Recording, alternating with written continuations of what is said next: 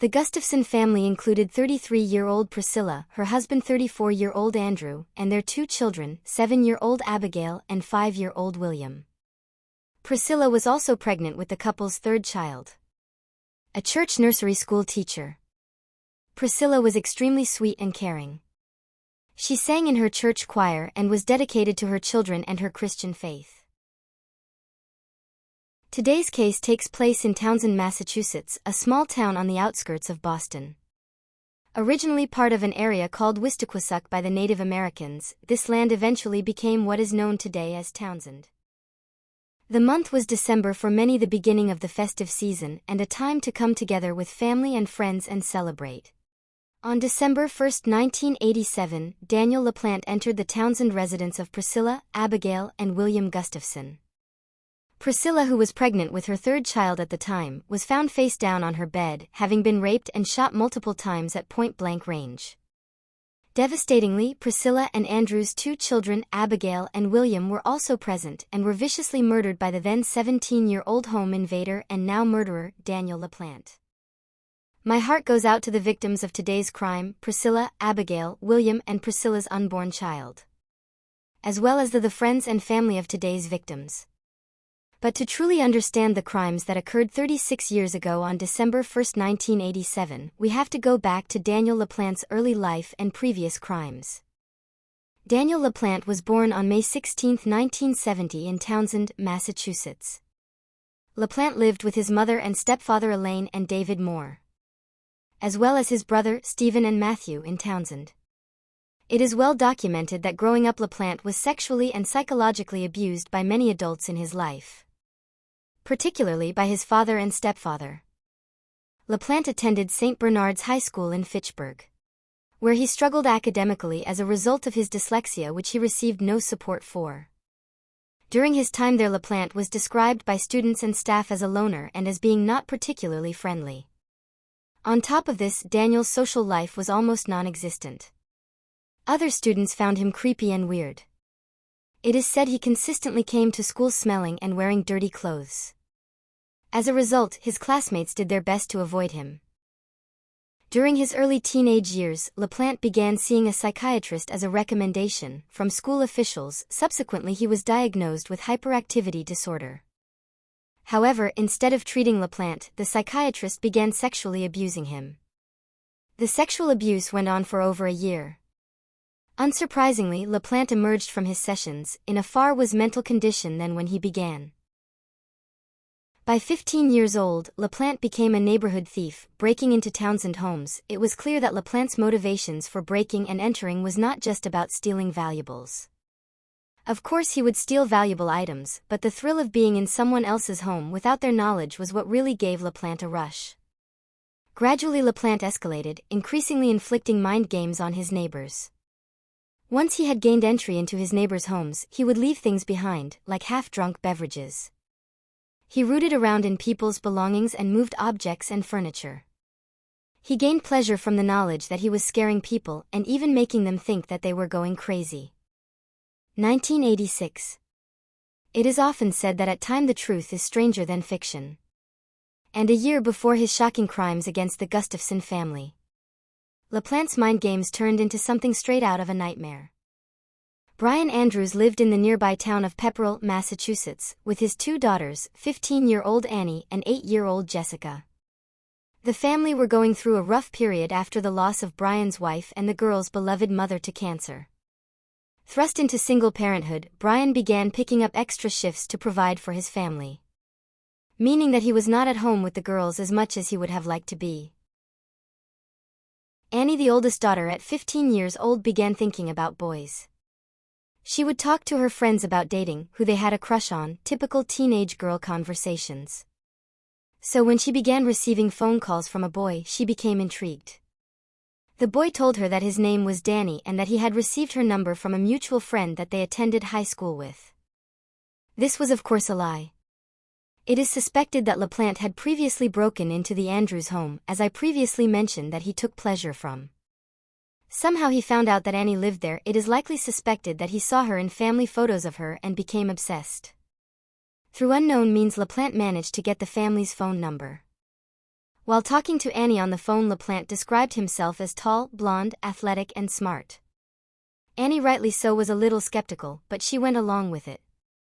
Eventually, Annie agreed to go on a date with Danny, as she enjoyed talking to him. When the day for Annie's date arrived, the doorbell rang and she was taken aback when the boy who stood at the doorstep did not resemble anything she expected. In reality, he was about 5'8", thin, with greasy dark hair and unkempt eyebrows. His skin riddled with acne, and he introduced himself as Danny. After the horrible date with LaPlante, Annie made it very clear that she did not want to see or hear from him again. Over the course of several weeks during the late fall of 1986, LaPlante gained entry to the Andrews home on 93 Lawrence Street near Pepperell. LaPlante gained entry to the residence through a small crawl space where he began inciting his psychological torment on the family. During LaPlante's torment of the Andrews sisters, he would impersonate a ghost, rhythmically tapping sounds on the walls, after having witnessed the sisters using a Ouija board. Initially, Annie and Jessica were excited, believing that their experiment had actually worked. However, this feeling was short-lived. The tapping became constant and would only occur when the girls were home alone or in the dead of night when their father was asleep. The torment continued when LaPlante began moving and making objects and furniture disappear around the house. For example, one of the Andrews sisters would place food down on the kitchen counter, leave the room for a short time, and when they came back, it would be gone. LaPlante would also pen disturbing messages onto the walls in what was initially thought to be blood, but was in fact just ketchup. TV shows would also mysteriously be changed. Initially, Brian believed that his daughters were messing with each other. He was convinced that all the strange occurrences, including the writing on the walls, were his daughters' doing. Perhaps Brian thought that it was a cry for attention because he was away so often.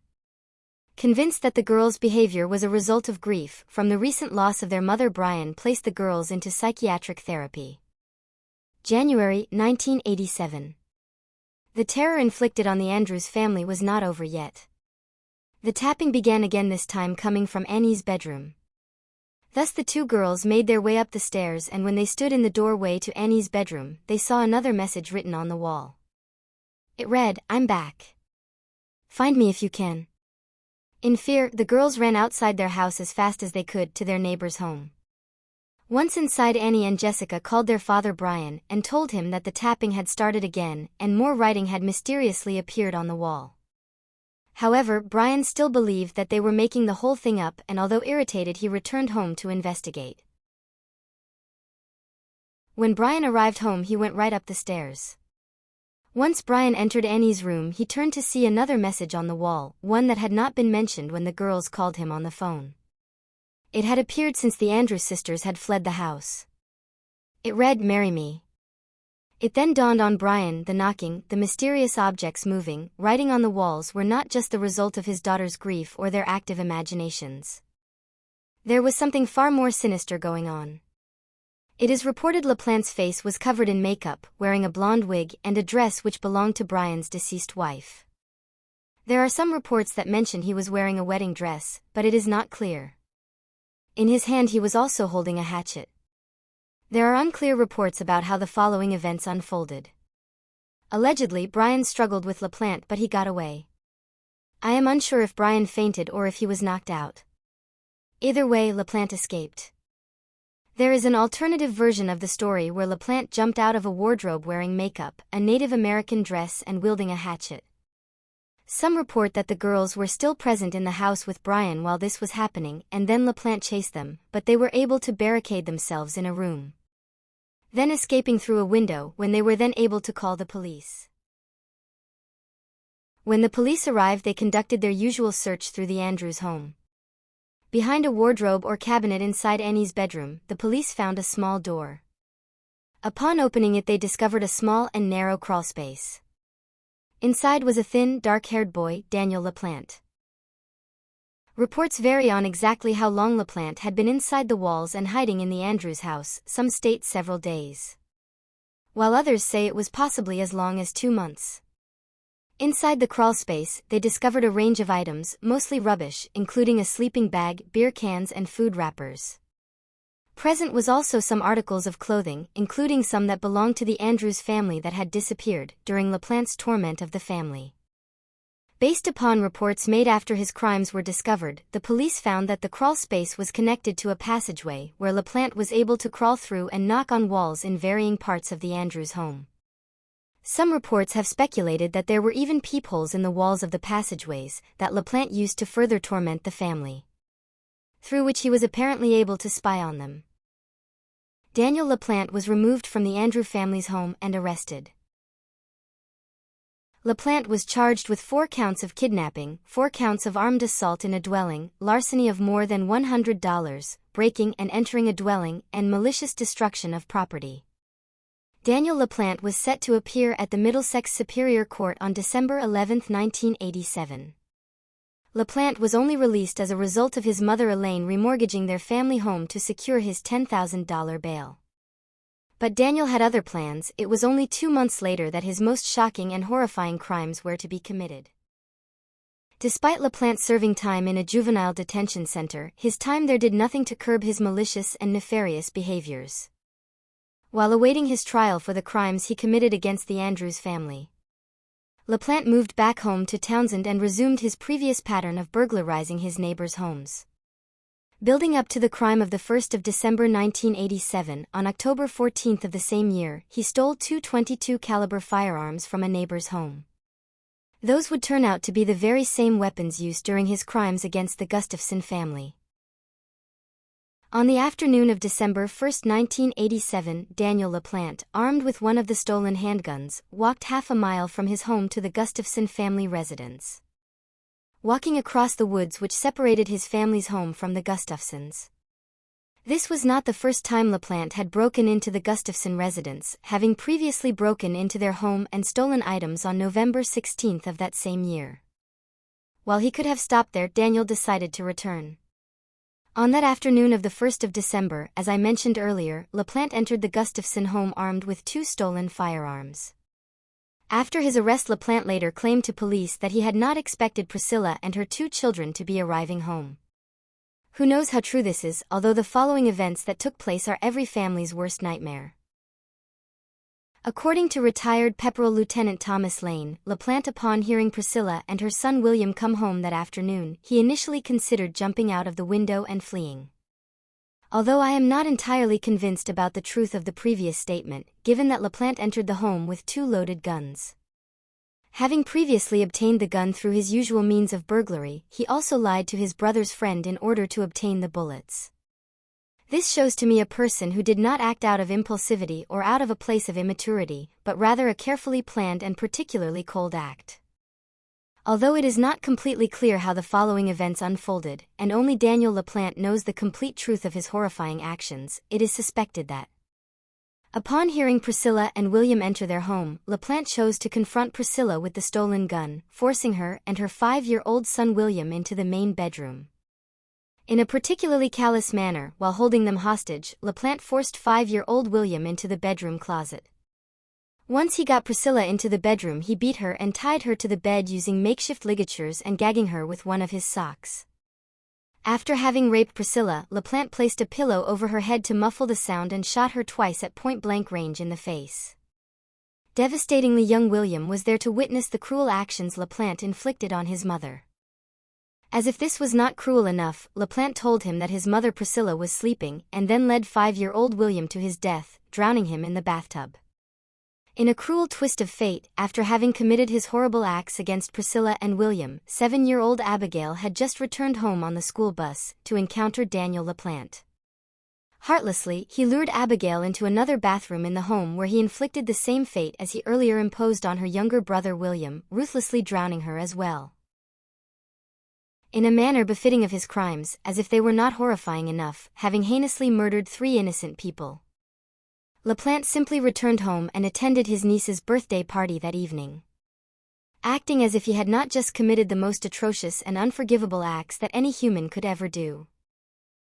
Meanwhile, throughout the day, Andrew Gustafson, husband to Priscilla and father of Abigail, and William had repeatedly been trying to contact his pregnant wife all afternoon.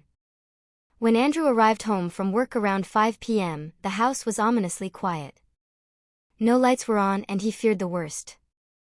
As he made his way upstairs, entering the bedroom he shared with his wife, he encountered a horrifying sight. Confronted with his deceased wife's body, and blood everywhere, a particularly harrowing scene. Priscilla was found lying face down on the bed, with a pillow over her head. She was clearly dead. After having seen what can only be described as a horrifying scene that no one should ever have to witness a loved one in. Afraid of what he would find if he kept looking, Andrew fled from the home and contacted the police. He later reported that he refused to search for his children in fear that he would find them dead. When the police arrived, they discovered the bodies of Abigail and William in separate bathrooms. Inside the master bedroom, they found two .22 caliber firearms, bullet castings, an open yet untouched can of beer and semen stains on the bed. The police also discovered shoe prints in a flower bed outside of the family's home. Wednesday, December 2, 1987, LaPlante was named as an official suspect of the Gustafson murders. The police later reported that officers immediately suspected that LaPlante could be responsible for the murders. During police questioning, Daniel denied any involvement in the murders, telling police that he had been at home watching TV most of the day and then attended his niece's birthday party. Other than their suspicions, they did not have any hard evidence linking LaPlante to the murders yet. However, according to court documents following continued forensic investigation, Daniel LaPlante was easily linked to the crime, having left behind a multitude of forensic evidence. Police even came upon the shirt and gloves that LaPlante had been wearing while drowning Abigail and William, which he had hastily disposed of behind the Gustafson residence in the woods. When the police found them, it is reported that they were still wet from being worn during committing the atrocious drowning of the Gustafson children. There were also some items which had been taken from the Gustafson home, including a cable TV box and a cordless phone. Daniel LaPlante was known locally for committing robberies in the area, and thus made the list of possible suspects. With the forensic evidence including the shirt, dogs tracked the scent through the woods to within 3 to 4 feet of the LaPlante residence.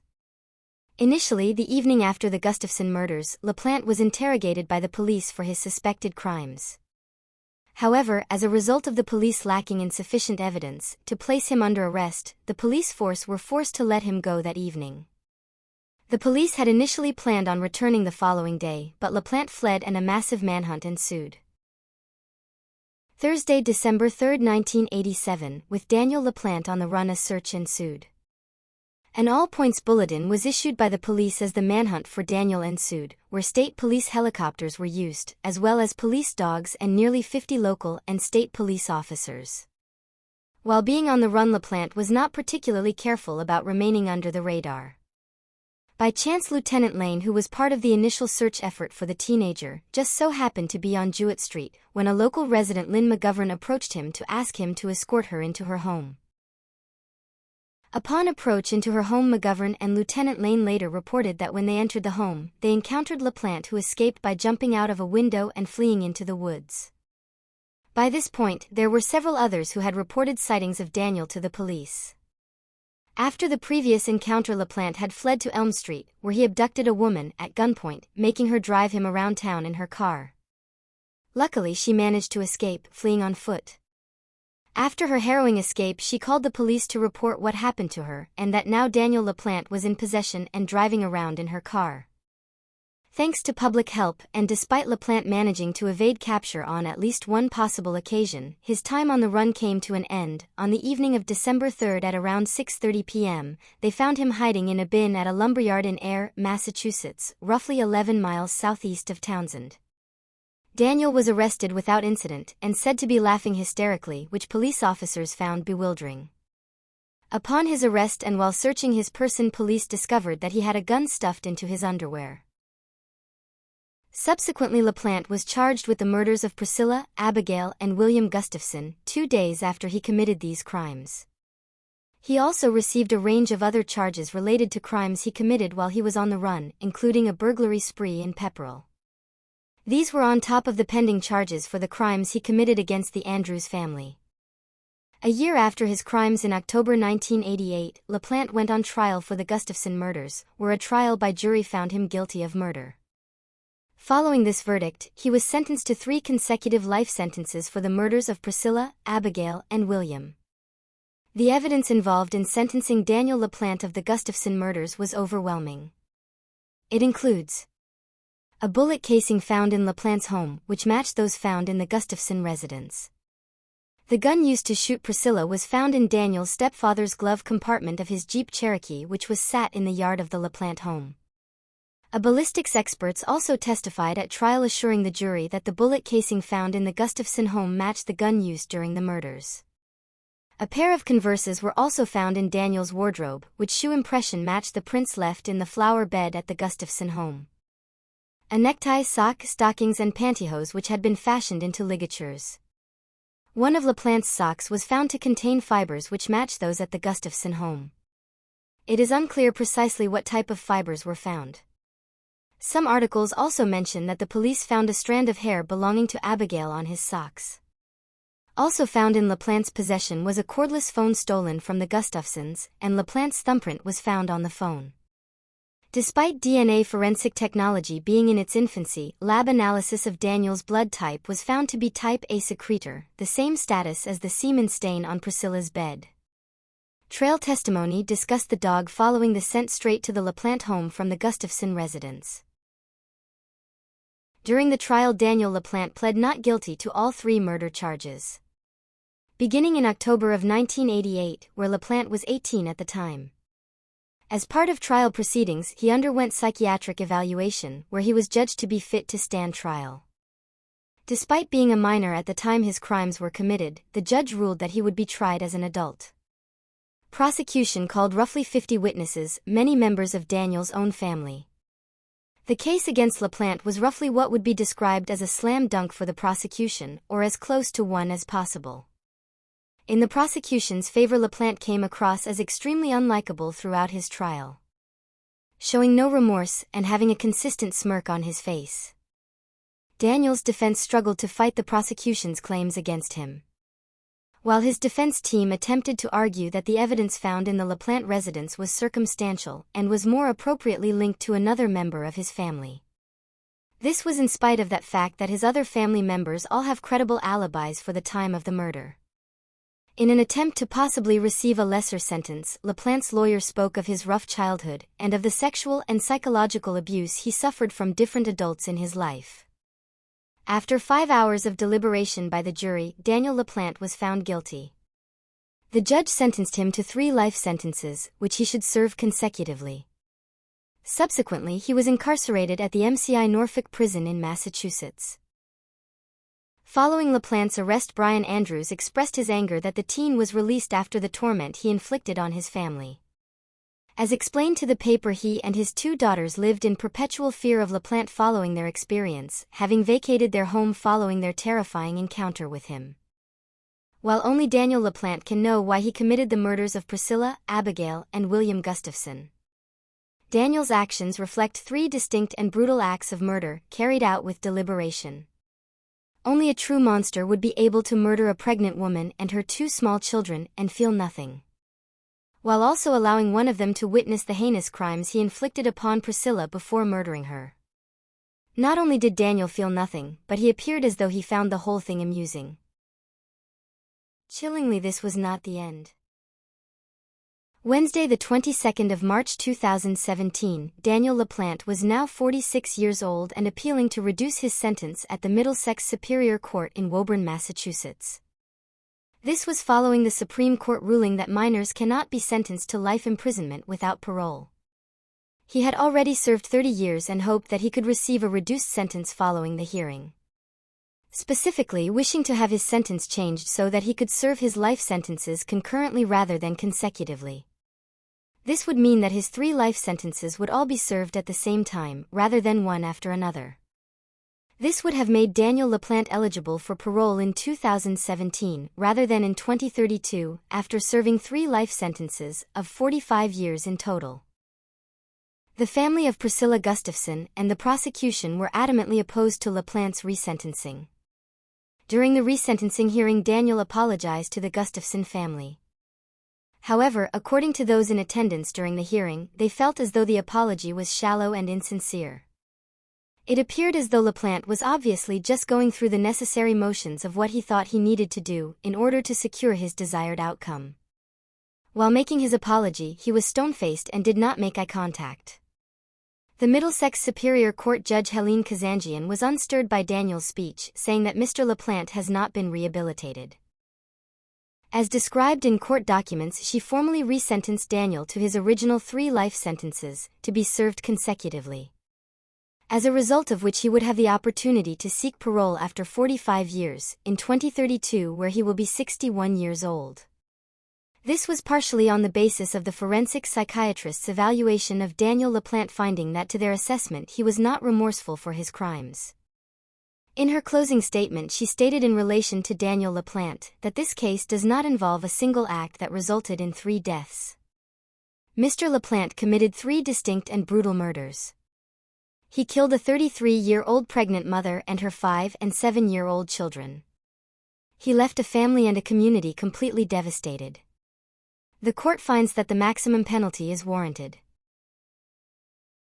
In my heart that will never be filled until I meet them in heaven. Mr. LaPlante extinguished Andy's family for no apparent reason, sidelined his career, sent him into bankruptcy, ruined his health, and left him a shell of a man for a very long time. So Daniel LaPlante, for the murder of my sister Priscilla and her unborn child, I forgive you. Despite his statement of forgiveness, Priscilla's brother, Reverend William Morgan Jr., questioned outside of the resentencing hearing whether it was really justice. How can you say it's justice? He executed Priscilla and her children. When he lifts that life sentence off them, we can lift the life sentence off him. Following the horrifying crimes against his family, Andrew Gustafson remarried in 1989 to a woman named Carol, who was also a widow. Upon marrying each other, they both wore 2 wedding rings, one to mark their marriage to each other and the other to remember their deceased spouses. Following their union, the couple had 2 happy and healthy daughters, Holly and Laura. Andrew left his law practice to begin working for the state as a child advocate. He remained in that position for 12 years and then went on to work for the Massachusetts Conference of United Church of Christ. In a 2009 interview discussing LaPlante, Andrew Gustafson said that Daniel LaPlante, could take them, but he could not stop my hope, life, faith, and building a new life. He mentioned that he did not think of Daniel LaPlante often, but did not know if he would ever be able to forgive him for his crimes. Andrew acknowledged that at the time of the interview he had not come far enough to deal with that, and had more discovery to do in his journey. Sadly, in May of 2014, Andrew Gustafson died of cancer. He was 60 years old.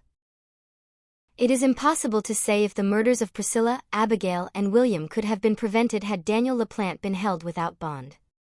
Especially given the severity of his crimes against the Andrews family, as well as his previous crimes, given that he was already a serial offender and awaiting trial. I think that pretty much wraps up our case today. Thank you for listening, and I would really appreciate if you would like and subscribe if you liked this video. I will be posting solved, unsolved, and dark cases once a week on this channel.